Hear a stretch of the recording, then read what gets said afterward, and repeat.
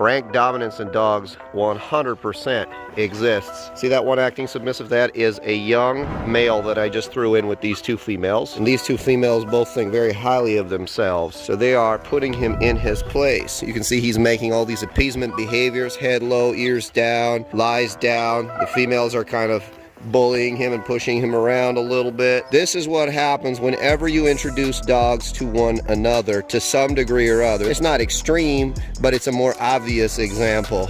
This is what they do if you let them do what they do. I put him in there because he's a male. If it was a female, I'd be more worried, like a really submissive, soft female. Look at this female here, this pressive female. You see how she holds herself? She thinks very highly of herself. But the more active female that you see drinking, she is a troublemaker. And if she senses weakness, she will be a bully and she will pick. And this is why I don't do dog parks. These are all my personal dogs. I know their personalities. I know who's gonna go with who.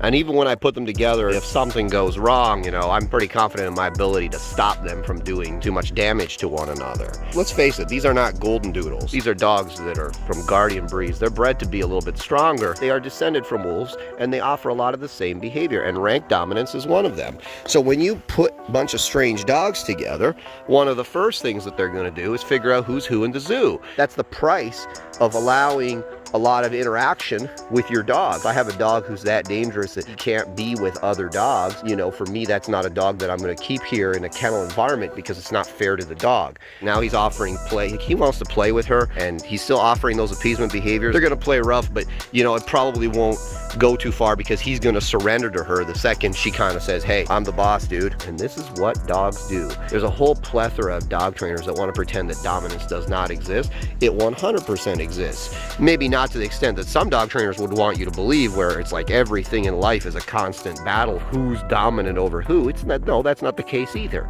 But it 100% exists, and it 100% is expressed in their daily interactions with one another. A couple of things, you know, rules of thumb. Same-sex aggression is much more likely than opposite sex. If you have a Preza and they're same sex, they're probably not going to get along with other dogs of the same sex. She's actually a really tolerant female. The vast majority of them will not only not get along with other dogs of the same sex, but they will kill them. So you got to be careful, guys. Dog-on-dog interactions, rank dominance 100% exists. I think that's all I got to say on the subject for now. It's a very complex subject. Every day, you know, you watch these dogs together, you learn something new. But it exists, guys. Don't let anyone tell you different.